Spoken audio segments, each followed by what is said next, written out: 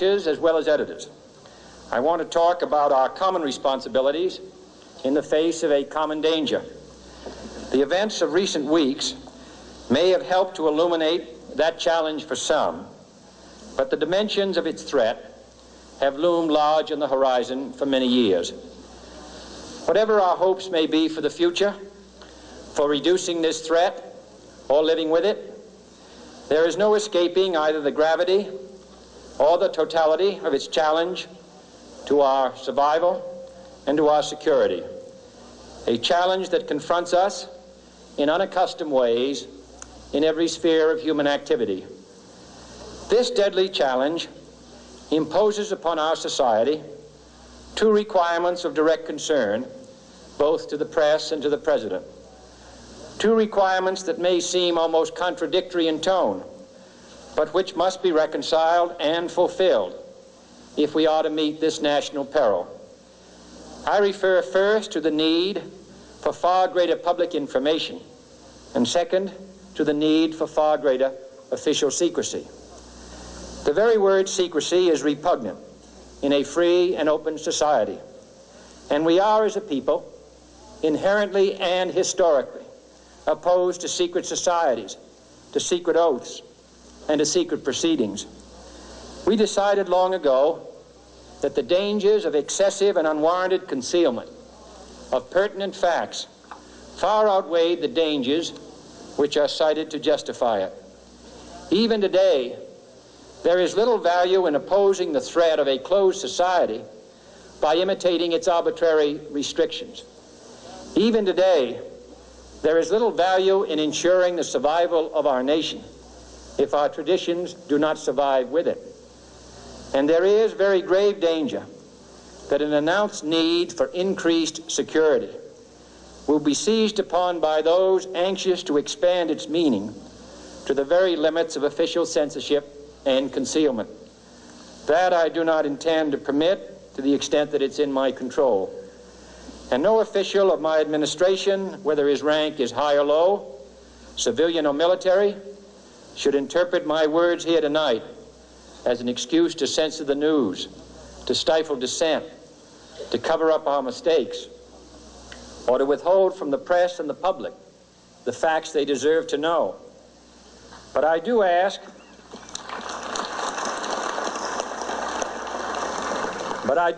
every publisher, every editor, and every newsman in the nation to re-examine his own standards and to recognize the nature of our country's peril. In time of war, the government and the press have customarily joined in an effort based largely on self-discipline to prevent unauthorized disclosures to the enemy. In times of clear and present danger, the courts have held that even the privileged rights of the First Amendment must yield to the public's need for national security. Today, no war has been declared, and however fierce the struggle may be, it may never be declared in the traditional fashion. Our way of life is under attack. Those who make themselves our enemy are advancing around the globe. The survival of our friends is in danger, and yet no war has been declared. No borders have been crossed by marching troops. No missiles have been fired. If the press is awaiting a declaration of war before it imposes the self-discipline of combat conditions, then I can only say that no war ever posed a greater threat to our security. If you are awaiting a finding of clear and present danger, then I can only say that the danger has never been more clear, and its presence has never been more imminent. It requires a change in outlook, a change in tactics, a change in missions by the government, by the people, by every businessman or labor leader, and by every newspaper.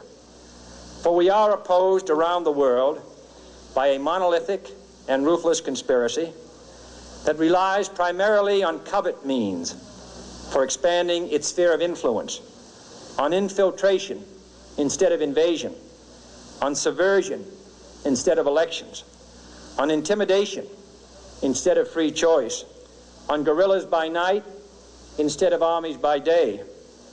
It is a system which has conscripted vast human and material resources into the building of a tightly knit, highly efficient machine that combines military, diplomatic, intelligence, economic, scientific, and political operations.